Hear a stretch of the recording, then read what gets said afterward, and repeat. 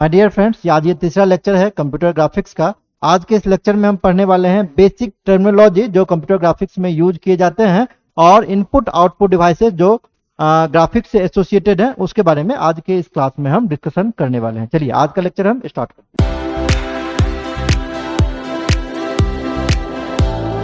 देखिए बच्चों, आज का जो ये टॉपिक है, आज के इस टॉपिक में हम आपसे डिस्कस करने वाले हैं बेसिक टर्म्स जो कंप्यूटर ग्राफिक्स में यूज किए जाते हैं। वो कौन कौन से टर्म है?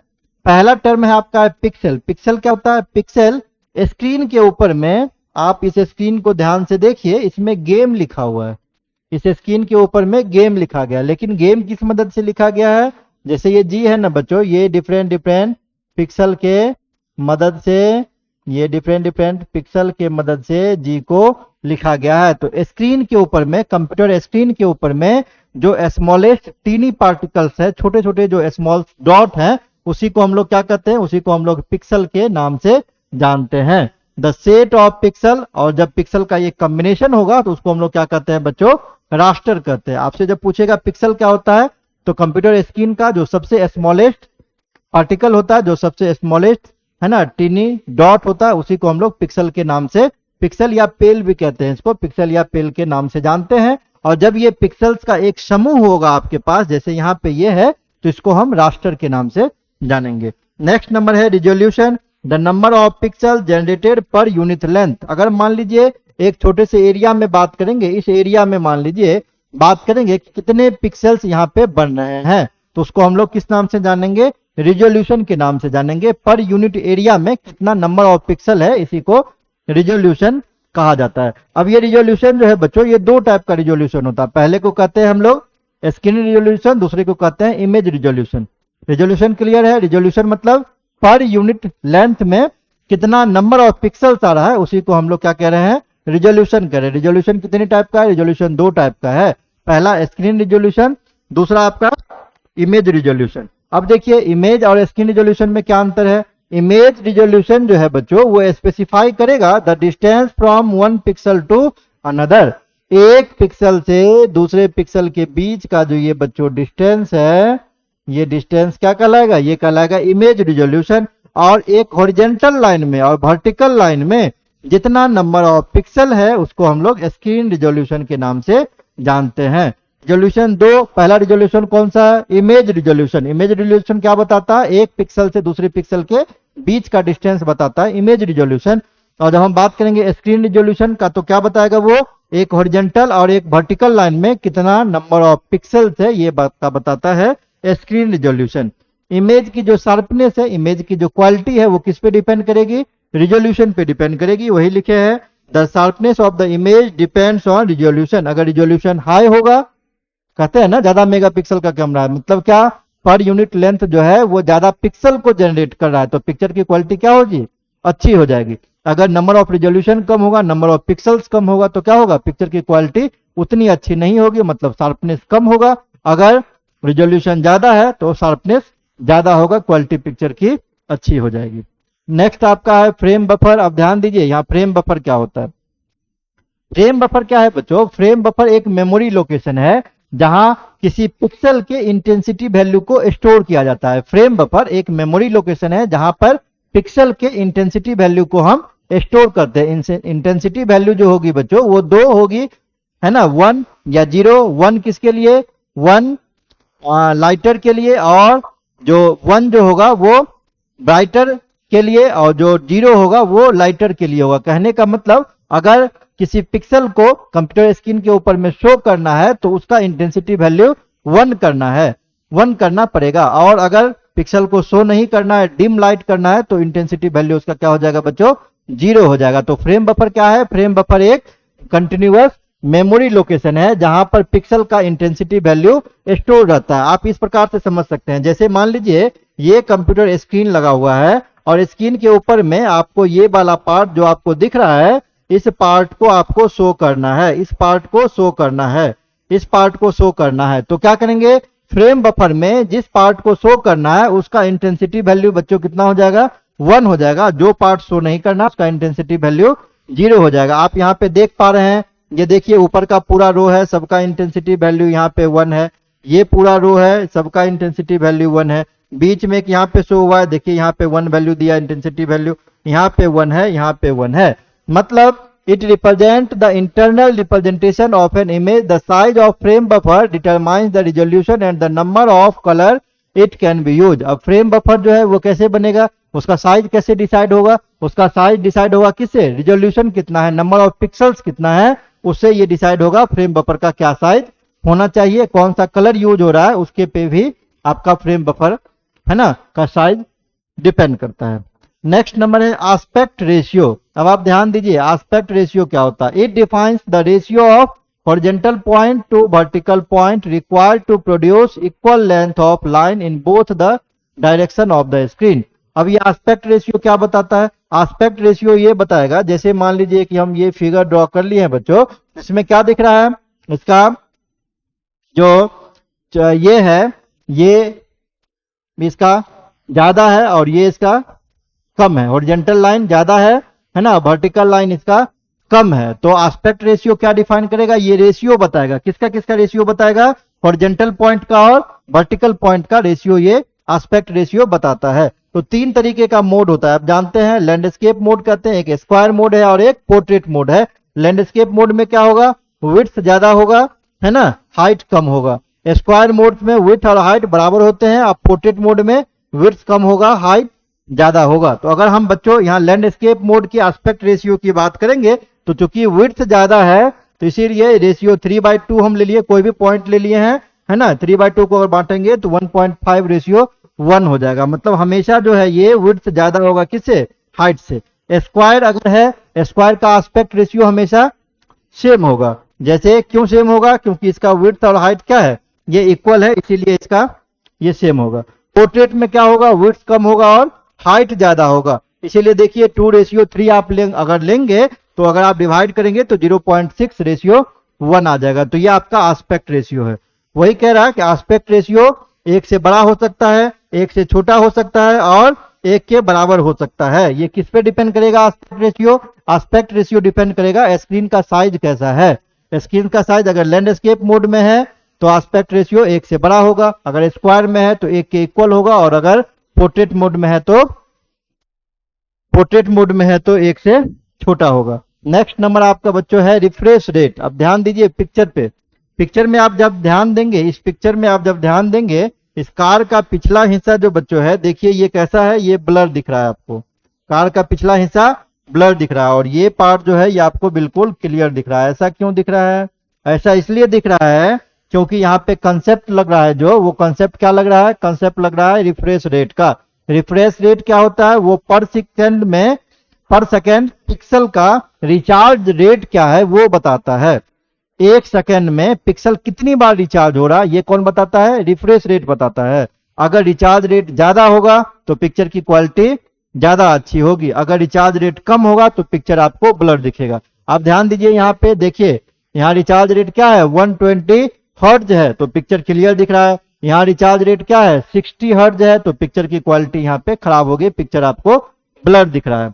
क्लियर, वही चीज लिखे हैं, it is defined as the number of times per second the pixel are recharge. 1 second में पर सेकेंड में पिक्सल कितनी बार रिचार्ज हो रहा है उसी को हम लोग रिफ्रेश रेट के नाम से जानते हैं। So that the image does not blur it is measured in hertz. Human का साउंड भी जो है बच्चों, साउंड जो है वो हर्ट्ज में मेजर किया जाता है, रिफ्रेश रेट को भी हर्ट्ज में ही मेजर करेंगे। नेक्स्ट जो आपका टॉपिक है वो टॉपिक है बिटमैप इमेज। एक ऐसा इमेज जो दो है ना कलर वैल्यू को यूज करता है, जिसका जो पिक्सल है वो 2 कलर से मिलके बना हुआ है, ब्लैक और व्हाइट से मिलके बना हुआ, उसी को हम लोग बिटमैप कहते हैं। 0 ब्लैक के लिए यूज कर रहे हैं और 1 हम लोग व्हाइट के लिए इसमें यूज कर रहे हैं। इसी का क्या कर रहे हैं, ये क्या बना रहे हैं, इसका फ्रेम बफर है।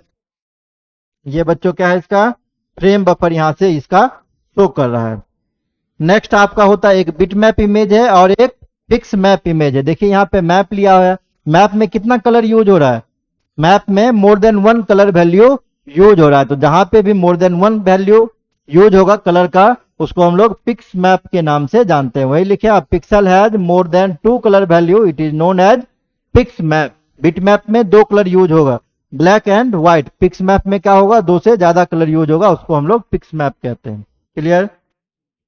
नेक्स्ट है overview of interactive and non interactive computer graphics. हम पिछले क्लास में भी बात किए थे इंटरेक्टिव का और नॉन इंटरेक्टिव का। इंटरेक्टिव कंप्यूटर ग्राफिक्स क्या होता है? ऐसा कंप्यूटर ग्राफिक्स जिसमें यूजर का डायरेक्टली इन्वॉल्वमेंट होता है। जैसे कंप्यूटर गेम पे अगर कोई बच्चा खेल रहा है तो वो क्या हो जाएगा? इंटरेक्टिव कंप्यूटर ग्राफिक्स हो जाएगा। दूसरी तरफ नॉन इंटरेक्टिव में यूजर का डायरेक्ट कंट्रोल है ना नहीं होता। जैसे प्रोग्राम टीवी में कोई चल रहा है, आपको एग्जांपल दिए होंगे, आपको याद होगा। तो ये उसका ओवरव्यू है। हम बताए थे आपको पिछले दिन ये फिगर एप्लीकेशन मॉडल, फिर प्रोग्राम बनता है, ये ग्राफिकल सिस्टम है और इससे ये वीडियो, कीबोर्ड, माउस सारा कुछ एसोसिएट करता है। तो ये आपका इंटरेक्टिव डिवाइस है। इंटरेक्टिव डिवाइस में अब इनपुट डिवाइस, आउटपुट डिवाइस भी आ सकते हैं। क्लियर? अभी इनपुट डिवाइस के बारे में आज हम बात करेंगे। Input devices along with their functionalities. ये जो आपको फिगर दिख रहा है क्या है? ये कीबोर्ड है। कौन सा कीबोर्ड है? ये मल्टीमीडिया कीबोर्ड है। ये मल्टीमीडिया कीबोर्ड है। कीबोर्ड क्या होता है? कीबोर्ड एक इनपुट डिवाइस है जिसके थ्रू कंप्यूटर के अंदर में हम कुछ फीड करते हैं। इसमें क्या होता है? इसमें नंबर ऑफ सीरीज होता है। देखिए ये सीरीज दिया हुआ है, F1 से लेकर F12 तक ये सीरीज है। फिर से नंबर में 0 से 9 तक और एक 0 इंक्लूड है। कुछ अर्थमेटिक ऑपरेटर भी दिया हुआ है ना। वो सीरीज ऑफ कीज होता है जिसके थ्रू हम कंप्यूटर के अंदर क्या करते हैं? जिसको प्रेस करते हैं तो कंप्यूटर के अंदर कुछ डेटा फीड हो जाता है। Keyboard is consist of a series of keys that can be pressed to input command one letter at a time. कोई भी एक की प्रेस करेंगे तो कंप्यूटर में एक इंस्ट्रक्शन एट ए टाइम हम लोग भेज सकते हैं, इनपुटिंग करा सकते हैं। These are used to write document but can be used to navigate user interface in lieu of mouse। कह रहा है क्या? कीबोर्ड से हम लोग किसी डॉक्यूमेंट्स को क्या कर सकते हैं? टाइप कर सकते हैं, राइट कर सकते हैं, लेकिन उसके अलावे नेविगेशन में भी कीबोर्ड का यूज होता है जब माउस अब्सेंट रहे, माउस आपके पास न रहे तो। नेविगेशन करने का मतलब क्या? आप लेफ्ट उससे मूव कर सकते हैं, राइट मूव कर सकते हैं। देखिए यहाँ पे 4 की दिया गया है, ये 4 की एरो का दिया गया है। ये अप जाने के लिए है ना, राइट जा सकते हैं, लेफ्ट जा सकते हैं और डाउन जा सकते हैं। तो नेविगेशन के लिए भी यहाँ पे कीबोर्ड का आप यूज कर सकते हैं। ये बेसिक चीज आप जानते होंगे। नेक्स्ट है आपका बच्चों ये माउस। माउस में देखिए ये कोड है। ये कोड कंप्यूटर के सीपीयू में जाके कनेक्ट हो जाएगा। अब इसमें 3 बटन है। ये लेफ्ट बटन है, ये राइट बटन है। लेफ्ट बटन क्या करता है बच्चों? लेफ्ट बटन क्लिक करने के लिए काम में आता है। और राइट बटन जो है उसके थ्रू हम लोग क्या करते हैं? किसी भी ऑब्जेक्ट को है ना, ये क्लिक करने के लिए, सेलेक्ट करने के लिए काम में आता है। और जो सेलेक्ट किया उसके प्रॉपर्टीज को अगर देखना होगा तो क्या करना होगा? राइट बटन को क्लिक करना होगा। अगर स्क्रॉल करना है, इसको बोलते हैं स्क्रॉल बटन। ये क्या काम करता है? अप एंड डाउन करता है स्क्रॉल बटन। और जब आप माउस को मूवमेंट करेंगे उधर उधर तो आपका जो कर्सर है वो भी नेविगेट होगा। देखिए यहाँ पे क्या लिखे हैं? Mouse consist of a ball on laser that track the movement of devices. अगर आप माउस देखेंगे, माउस के बैक पोर्शन में एक छोटा सा ये छोटा सा क्या होता है? बॉल होता है, समझे ना, जो क्या करता है? मूवमेंट को ट्रैक करता है। आप जैसे जैसे अपने हैंड को मूव करेंगे ये बॉल भी मूव होगा और कर्सर उसी के हिसाब से आगे पेज के ऊपर में मूव करते रहता है। The computer is able to register the movement of the mouse and translate it as movement of the cursor on the screen. वही बात कर रहे हैं, जैसे जैसे अपने हाथ का मूवमेंट करेंगे तो ये बॉल भी मूव करेगा और कर्सर बॉल के मूवमेंट के अनुसार ही पेज पे मूव होता रहता है। A mouse can contain buttons that allow the user to select object, move window और open application। अभी हम बात कर रहे थे माउस में 2 बटन होते हैं। एक लेफ्ट बटन सेलेक्ट करने में काम आएगा और राइट बटन प्रॉपर्टीज को देखने में काम आएगा। और स्क्रॉलिंग करने के लिए बीच में एक स्क्रॉल बटन दिया होता है जिसके थ्रू हम लोग क्या कर सकते हैं? डॉक्यूमेंट्स को या वेब पेजेस को अप एंड डाउन देखने में यूज कर सकते हैं। ठीक है। नेक्स्ट जो है ये माउस की तरह ही आपको स्ट्रक्चर दिख रहा होगा। इसको हम लोग क्या करते हैं? इसको हम लोग कहते हैं ट्रैक बॉल। इसको हम लोग ट्रैक बॉल के नाम से जानते हैं। ये सब इनपुट डिवाइस है। जब माउस नहीं था तो ये ट्रैक बॉल काम करता था। इसमें भी माउस की तरह ही देखिए ये लेफ्ट बटन है, ये राइट बटन है और यहाँ पे ये बॉल लगाया हुआ है। जैसे स्क्रॉलिंग बटन होता है ना, तो पहले ये बॉल होता था। अब देखिए इसको हैंडल करना काफी मुश्किल था। ये जो बॉल है इसको हाथ से मूवमेंट करना काफी डिफिकल्ट होता था, इसीलिए इसको रिप्लेस करके फिर से माउस लाया गया। तो ट्रैक बॉल क्या है? This devices work like a standard mouse except the user rolls a ball inside the base rather than moving the device across the table top. जैसे माउस में बैक साइड में ball होता है जिसके through वो क्या करता है? हाथ के मूवमेंट को पकड़ के बॉल मूव करके और कर्सर को एक जगह से दूसरे पोजीशन पे जा सकता है। तो उसके कंपैरिजन में जो ट्रैक बॉल होगा वो बॉल कहाँ पे लगा हुआ होगा, स्क्रॉल बटन के जगह पे लगा हुआ होगा। यही आपको अगर कहीं मूवमेंट करना है तो इसी बॉल को ही मूव करना पड़ेगा। Many users prefer a track ball to a mouse because it involves less wrist motion issues. अब ये कह रहा है क्या कि बहुत सारे यूजर जो हैं वो माउस को है ना यूज करना पसंद नहीं करते हैं, ट्रैक बॉल को ही करते हैं, क्योंकि माउस में क्या होता है, आपको माउस को कंटिन्यूअसली मूवमेंट करना, अपने रिस्ट को मूवमेंट करना होगा, कलाई को आपको बार बार घुमाना पड़ता है। लेकिन ट्रैक बॉल में क्या होता है, ये फिक्स रहता है। अगर आपको मूवमेंट करना है तो बस इस बॉल को आपको मूव करवाते रहना है और वहीं से आपका पेज नेविगेट होता रहेगा। नेक्स्ट है बच्चों आपका ये, इसको कहते हैं टच पैड। क्या कहते हैं इसको, टच पैड कहते हैं। लैपटॉप में आप देखते होंगे टच पैड को, ये जस्ट लाइक माउस काम करता है। इसमें भी ये दो बटन दिया हुआ है ना, ये लेफ्ट बटन है, सेलेक्ट करने के काम आएगा और डबल क्लिक करेंगे तो ओपन हो जाएगा। और ये राइट क्लिक जो है बच्चों ये प्रॉपर्टीज देखने के लिए सिलेक्टेड ऑब्जेक्ट के काम में आता है। और ये जो बच्चों पैड है, टच पैड है, इसके थ्रू हम लोग क्या कर सकते हैं, लेफ्ट राइट अप डाउन ये मूवमेंट यहाँ से हम कर सकते हैं टच पैड के थ्रू। क्लियर। यहाँ पे आप देख लीजिए क्या लिखा है, this is a device typically found on laptop computers. Laptop और कंप्यूटर पे ये लगा होता है। ये जस्ट लाइक माउस या जस्ट लाइक ट्रैक बॉल काम करता है। सिर्फ माउस या ट्रैक बॉल में फ्लैट पैनल नहीं होता है, ये रफ सरफेस, ये जो पैनल दिख रहा है, फ्लैट सरफेस जो दिख रहा है, ये माउस या आपको ट्रैक बॉल में नहीं मिलेगा। इसमें हम लोग क्या कर सकते हैं, टच पैड के ऊपर में उंगली लगा के और जैसे आप मूवमेंट कीजिएगा फिंगर का, वैसे ही स्क्रीन के ऊपर में मूवमेंट आपका जाएगा। यही बातें लिखी हुई है। नेक्स्ट आपका जो बच्चों है ये क्या है, टैबलेट है। टैबलेट आप जानते होंगे स्मार्टफोन का बड़ा रूप टैबलेट कहलाता है। टैबलेट के थ्रू भी हम क्या कर सकते हैं, ये बॉल दिया गया है, ये सैमसंग का टैबलेट है, ये पेन है जिसके थ्रू आप टच करा के इस टैबलेट में काम कर सकते हैं। तो टैबलेट क्या होता है, this devices are usually like a piece of paper and a pencil. ये पेन और पेपर की तरह ही टैबलेट काम करता है। हालांकि पेन और पेपर है नहीं ये, लेकिन ये पेन जो है ये जस्ट लाइक आगे में पेन की तरह ही रहता है। जहां जहां आप टच करेंगे उसमें वहां वहां वो आगे सेलेक्ट करेगा, या जो भी काम करना चाहते हैं करेगा। This arrows allow wrist to draw more naturally in a graphic application. These devices will register the pressure of the user's hand to draw higher or darker lines on screen. कहता है कि जितना आप फोर्स से इस पे press करेंगे उतना आपका जो लाइन है वो डार्कर होगा या लाइटर होगा। जोर से प्रेस करेंगे तो गाढ़ा लाइन खिंचाएगा, डार्कर लाइन ड्रॉ करेंगे, और धीरे अगर करेंगे तो वो क्या हो जाएगा, लाइटर लाइन ड्रॉ होगा। नेक्स्ट आपका क्या है, ये टच स्क्रीन मॉनिटर है बच्चों, आप देखे होंगे ये टच स्क्रीन मॉनिटर है। 8.1 एप्लीकेशन है ये, है ना, टच स्क्रीन मॉनिटर है जिसमें आप टच करके ही सारा काम है ना इनपुटिंग आप फिट कर सकते हैं कंप्यूटर में, सारे काम को आप परफॉर्म कर सकते हैं। ये GUI इसका खुला हुआ, ग्राफिकल यूजर इंटरफेस, ये 8.1 का खुला हुआ टच स्क्रीन मॉनिटर है, ठीक है। हालांकि ये फेल्योर कर गया बहुत सारी रीजंस की वजह से, ठीक है ना। They display the computer environment on a screen and allow a user to manipulate an interfere with just by touching the screen. आप स्क्रीन के ऊपर में ही किसी भी मेनू को ओपन टच स्क्रीन मॉनिटर में कर सकते हैं। यहाँ पे कोई कीबोर्ड कोई माउस की आपको जरूरत है नहीं। अगर टच स्क्रीन नहीं है तो माउस के थ्रू आप करके खोलते हैं, क्लिक करके डबल क्लिक करके खोलते हैं। लेकिन टच स्क्रीन मॉनिटर है डबल, आप जैसे आप फोन में जस्ट लाइक करते हैं वैसे ही हम लोग टच स्क्रीन मॉनिटर में भी काम कर सकते हैं। क्लियर। नेक्स्ट जो आपका है ये है बच्चों Joy stick.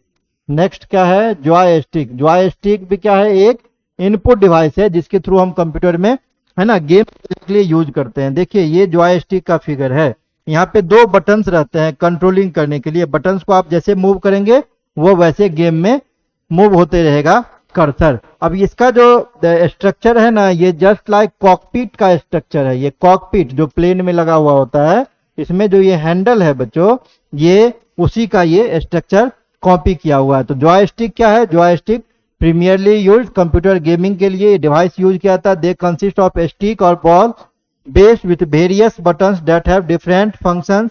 It operate similar to a yoke on aircraft. इसको यॉक कहते हैं, जो हैंडल है ना जिसको पायलट मूवमेंट करता है यॉक कहा जाता है। तो यॉक के आकृति का ही ये आपका जॉयस्टिक होता है, जिसमें दो बटन्स होते हैं जिसके थ्रू हम गेम में क्या कर सकते हैं, मूव कर सकते हैं। और एयरक्राफ्ट में पायलट उसका यूज फ्लाइट सिमुलेशन के लिए करता है ना, फ्लाइट मूवमेंट के लिए करता है। अगला है आप जो स्कैनर। स्कैनर भी क्या है, एक इनपुट डिवाइस है जिसके थ्रू हम कंप्यूटर सिस्टम में किसी भी चीज को स्कैन करके, किसी भी डॉक्यूमेंट को स्कैन करके डाल सकते हैं। ये स्कैनर का पिक्चर है, आप देख पा रहे होंगे। इसके अंदर में क्या करते हैं, इसको कवर को उठा के पेज यहाँ पे रख देते हैं, इस एरिया में अंदर, ये जो एरिया इसमें पेज रखते हैं, और बटन एक प्रेस करते हैं तो वो पूरा एक लेजर लाइट गुजरती है और पूरा पेज है ना स्कैन होके कंप्यूटर मॉनिटर में आप उसको सेव कर सकते हैं। तो ये भी इनपुट डिवाइस की तरह काम करता है। काम क्या करता है, इनपुट डिवाइस है। This devices allow user to input a photograph और डॉक्यूमेंट्स इनटू द कंप्यूटर।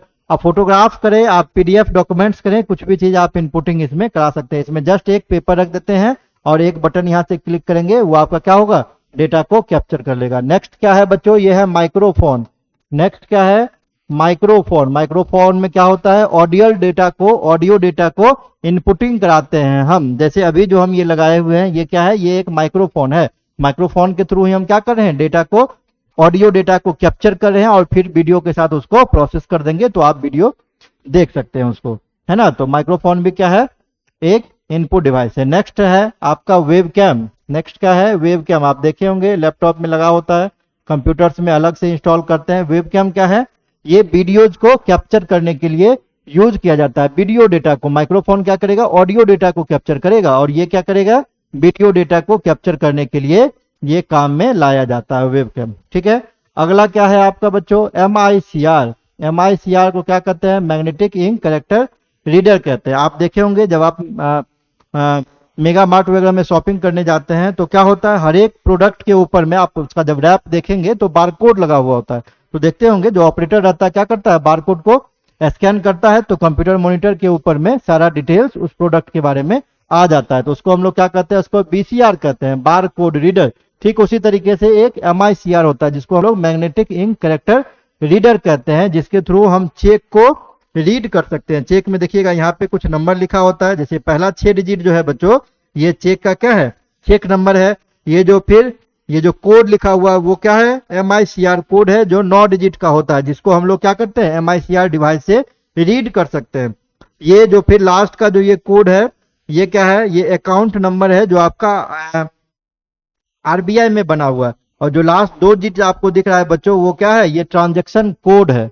हर एक जब चेक देखिएगा, अगला चेक पढ़ेंगे तो ये फिर 31 है, अभी 32 हो जाएगा, फिर अगला देखिएगा 33 हो जाएगा। ये ट्रांजैक्शन कोड है, कितनी बार ट्रांजैक्शन कर रहे हैं तो ये बढ़ता रहता है। तो ये कुछ आपके इनपुट डिवाइस हैं जो कंप्यूटर सिस्टम से ग्राफिक्स में हम इसको यूज करते हैं। आज यहीं तक रहने देते हैं, नेक्स्ट क्लास में मिलेंगे तो आउटपुट डिवाइस की हम चर्चा करेंगे कि कंप्यूटर ग्राफिक्स के अंदर में कौन कौन से आउटपुट डिवाइस को यूज किया जाता है, किस किस आउटपुट डिवाइस का काम पड़ता है। ठीक है, आई थिंक यहाँ तक आपको सारी चीजें क्लियर होगी। मेरा वीडियो अगर अच्छा लग रहा है तो प्लीज चैनल को लाइक एंड सब्सक्राइब करते जाएं। मिलते हैं नेक्स्ट लेक्चर में एक नेक्स्ट वीडियो के साथ। Thank you.